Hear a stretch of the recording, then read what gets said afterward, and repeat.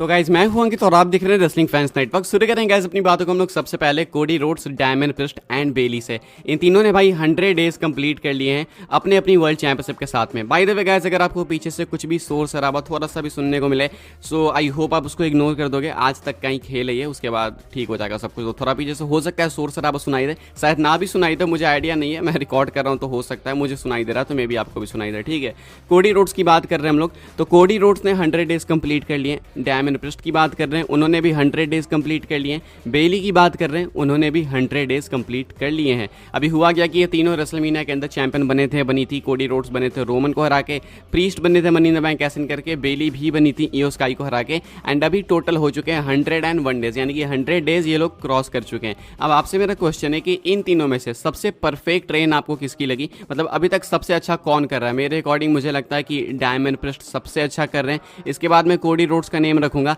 And बेली का तो मैं रखना भी नहीं चाहूंगा। बेली की रेन इतनी रद्दी है ना कि पूछो मत। बेली हील चैंपियन थी पैंडेमिक एरा में थंडरडोम के टाइम पे, तो बहुत सही लगती थी। इस टाइम ये टाइटल इन पे सूट ही नहीं कर रही, इनके पास ये टाइटल होनी ही नहीं चाहिए। मेरे अकॉर्डिंग सबसे अच्छा प्रीस्ट ने करा है, बहुत अच्छा करते आ रहे हैं। कोडी ने उसके बाद अच्छा करा, कोडी को तो करना भी था भाई, वो रोमन से टाइटल लेकर आ रहे हैं तो उनको तो करना भी था। बेली का एकदम घटिया रद्दी बेकार है भाई, इनसे टाइटल ले लेनी चाहिए। अभी के हिसाब से ये कुछ है भाई, इन्होंने 100 डेज तीनों ने कंप्लीट कर लिया। अब आपके अकॉर्डिंग सबसे अच्छी रेन आपको किसकी लगी, सबसे अच्छा कौन कर रहा है? कमेंट करके आप लोग बताना जरूर से। अभी के हिसाब से मैंने आपको अपनी लिस्ट बता दी है। आगे बढ़ते हैं गैस, बात करते हैं अगली स्टोरी के बारे में, जो कि समर स्लैम की बैटिंग ऑड्स को लेकर। तो गैस समर स्लैम की बैटिंग ऑड्स निकल के सामने आ चुकी है। जरा एक बार देख लेते हैं समर स्लैम के लिए किस मैच के लिए कौन से ऑड्स हैं। अभी तक 3 ही मैचेस ऑफिशियली कंफर्म हुए हैं। लाइक अभी एक्सपेक्टेड तो इससे ज़्यादा भी हैं, लेकिन ऑफिशियली अनाउंस डब्ल्यूडब्ल्यू ने जिसको अपनी वेबसाइट पर करा है वो सिर्फ 3 ही मैचेस हैं।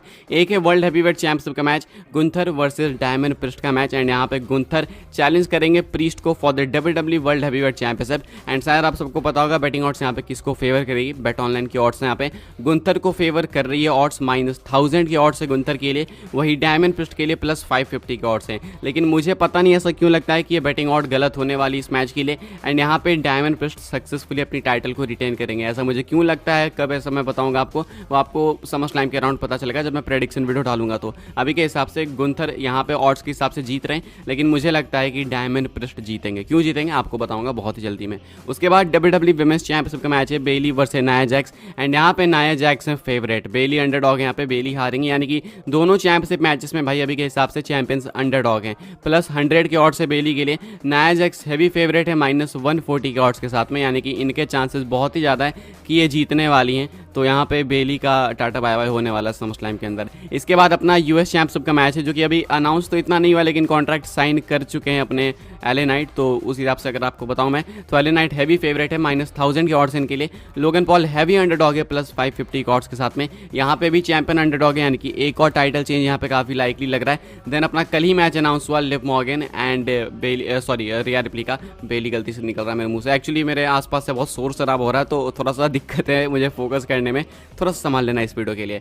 तो रिया रिप्ली एंड लिव मॉर्गन का मैच अनाउंस करा गया। अब इसके लिए एग्जैक्ट ऐसे नंबर्स में ऑड्स नहीं निकल के सामने आई है, बेट ऑनलाइन पे अभी ऑड ही नहीं है इसकी, किसी और वेबसाइट से मैं आपको बता रहा हूँ। उसके अकॉर्डिंग लिव मॉर्गन फेवरेट हैं टाइटल रिटेन करने के लिए। मे भी हो सकता है कि डोमिनिक मिस्टीरियो ही रिया रिप्ली को कॉस्ट करें एंड प्रॉपर लिव मॉर्गन की साइड चल जाए। अभी के हिसाब से भाई समर स्लैम के लिए यही कुछ बैटिंग ऑड्स है, इतने कुछ ऑड्स निकल के सामने आए थे। अभी और भी कई मैचेस अनाउंस होने बाकी है, काफ़ी सारी ऑड्स बदलेगी, काफ़ी ऑड्स ऊपर नीचे होगी, तो देखना होगा, मैं आपको बताते रहूँगा। आगे बढ़ते हैं गाइस, बात करते हैं अगली स्टोरी के बारे में, जो कि मंडे नाइट रॉ की वर्शिप को लेके। बहुत जल्दी वर्शिप निकल के सामने आ गई भाई, मिरेकल हो गया। कल ही एपिसोड हुआ था, आज ही वर्शिप आ गई निकल के सामने। तो देख लेते हैं। अकॉर्डिंग टू रेसलनॉमिक्स आप देख सकते होगे इस वीक के एपिसोड की वर्शिप रही है 1.669 मिलियन। इससे पिछले वाले से कंपेयर करेंगे तो पिछले वीक की वर्शिप रही थी 1.75 मिलियन व्यूअर्स, यानी कि इस वीक अगर आप देखोगे तो वर्शिप डाउन हुई है। लगभग आप कह सकते हो कि 100 के से भी नीचे है वर्शिप, 106 के से भी कम है। तो अभी के हिसाब से वर्शिप में मैसिव ड्रॉप आया। एंड मंडे नाइट रॉ की जो यूजुअल व्यूअरशिप हुआ करती थी अभी से कुछ महीनों पहले,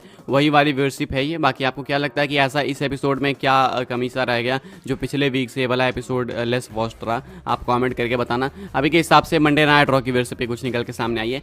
बेस्ट सेगमेंट मेरे अकॉर्डिंग तो भाई वाइट 6 वाला था मंडे नाइट रॉ से, एंड मैकइंटायर वाला भी। इसके अलावा मेन इवेंट मुझे कुछ खास पसंद नहीं आया। लाइक आप मेन इवेंट में कभी भी एक रेसलिंग मैच नहीं डाल सकते। हाँ, रेसलिंग मैच कराओ शो पे, उसमें कोई दिक्कत नहीं है, लेकिन मेन इवेंट स्टोरी लाइन से ही भाई कनेक्टेड होना चाहिए। मतलब ऐसा नहीं कि आपको सिर्फ रेसलिंग करानी है तो लगा दो सेमी जन इलिया ड्रैगनों का मैच। मेरे अकॉर्डिंग ये कुछ रीजन है भाई जिस वजह से व्यूअरशिप डाउन होती है। एंड एंड एक फैक्ट था, फैक्ट है, फैक्ट रहेगा। आगे बढ़ते हैं गाइस, बात करते हैं अगली स्टोरी के बारे में जो कि वाइड 6 को लेके WWE फाइनली प्रिपेयर कर रही है वाइड 6 को एक बड़े मूव के लिए। किस बड़े मूव के लिए? WWE इन रिंग कॉम्पिटिशन के लिए प्रिपेयर कर रही है वाइड 6 को। आपने देखा होगा मंडे नाइट रॉ के अंदर, एंड कुछ सबसे बेटर फोटोज हमें मिली है मंडे नाइट रॉ से वाइड 6 की। इससे पहले बिल्कुल डार्क ब्लैकआउट में फोटोज थी इनकी, लेकिन आते हैं बो डैलिस पर अटैक होता है, बो डैलिस हंस रहे होते हैं, उनकी वाइड 6 आती है उनके एड में, एंड कुछ इस तरीके से मंडे नाइट रॉ में इनका सेगमेंट समाप्त होता है। इनके VHS टेप्स हमने देख लिए, सब कुछ हो गया है। अब अभी के हिसाब से अपडेट का ये कहना है, मानना ये है कि WWE अब प्रिपेयर करेगी इनके इन रिंग कॉम्पिटिशन के लिए। इन रिंग रिटर्न होगा काफ़ी सारे लोगों का, लाइक निकी क्रॉस काफ़ी टाइम बाद कंपीट करेंगी, डेक्स्टर लूमिस, जोई गेसी, बो डैलिस एंड एरिक रोवन, ये सब के सब काफ़ी टाइम बाद अपना इन रिंग रिटर्न करेंगे। लेकिन एज वाइड 6 इनका इन रिंग डेब्यू आपको बहुत ही जल्दी देखने को मिल सकता है, may be even summer slam. अगर WWE कार्ड थोड़ा सा बड़ा करना चाहेगी, लाइक ये यूजुअली करते नहीं है, लेकिन अगर करना चाहेंगे इस इवेंट के लिए तो हो सकता है कि आपको समर स्लैम में इनका मैच देखने को मिले। में भी हो सकता है Chad Gable and creed brothers versus आपको वाइड 6 का मैच देखने को मिल जाए। तो ये लाइकली है, अभी बिल्कुल कंफर्म नहीं है, लेकिन हाँ WWE प्रिपेयर कर रही है इनके इन रिंग कॉम्पिटिशन के लिए, वो मैं आपको कंफर्म बता सकता हूँ। आगे बढ़ते हैं गाइस, बात करते हैं हम लोग अपनी नेक्स्ट एंड फाइनल स्टोरी के बारे में जो कि ट्राइबल चीफ रोमन रेंज को लेके। रोमन का रिटर्न बहुत ज़्यादा करीब है, बहुत जल्दी रोमन वापस आ जाएंगे, मे बी भाई 20 दिन के अंदर ही आने वाले हैं वापस समर स्लैम के अंदर। अब ऐसे में रोमन रेंज के रिटर्न को लेकर WWE के पास काफ़ी कुछ प्लान्स है।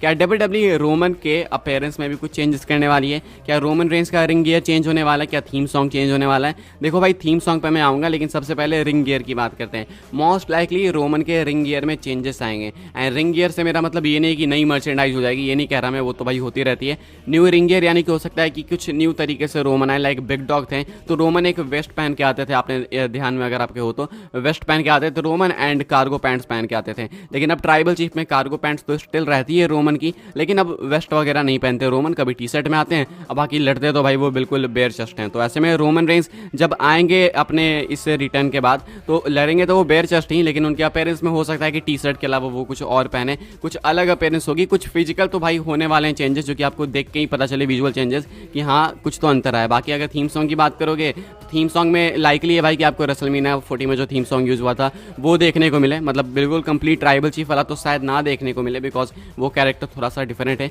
हो सकता है रेसलमेनिया 40 वाले ट्राइबल चीफ का थीम आपको देखने को मिले। अभी के हिसाब से भाई ट्राइबल चीफ को लेकर, रोमन को लेकर कुछ मैं आपको अपडेट्स बता सकता हूँ। फिलहाल भाई इस वीडियो के लिए बस यही कुछ न्यूज़ अपडेट्स थी। आई एम सॉरी अगर आपको वीडियो में कुछ बैकग्राउंड नॉइज सुनने को मिली हो या फिर मैं कुछ ज़्यादा फंबल कर रहा हूँ, तो उसके लिए भी सॉरी, बिकॉज मैं काफ़ी डिस्ट्रैक्ट हो रहा था ये रिकॉर्ड करते टाइम, आसपास से आवाज़ आ रही थी। सो आई होप आप इग्नोर करोगे, एंड अगर रात तक की वीडियो में थोड़ी परेशानी है तो मैनेज कर लेना। आज 2-3 वीडियो होगी तो भाई हो सकता है तीनों में दिक्कत हो, बाकी मैं आपको इतना ही कहना चाहूँगा। आई होप आपको वीडियो से इन्फॉर्मेशन मिली हो। ध्यान वीडियो पे देना भाई, पीछे रहोगे तो सुनाई देगा, ठीक है। लाइक शेयर सब्सक्राइब करें, फॉलो करें मुझे इंस्टाग्राम एंड ट्विटर पर, लिंक आपको मिल जाएगी डिस्क्रिप्शन में। ज्वाइन कर सकते हैं व्हाट्सएप चैनल को, उसके भी लिंक है डिस्क्रिप्शन में। मिलते हैं अपनी नेक्स्ट ऑफर का।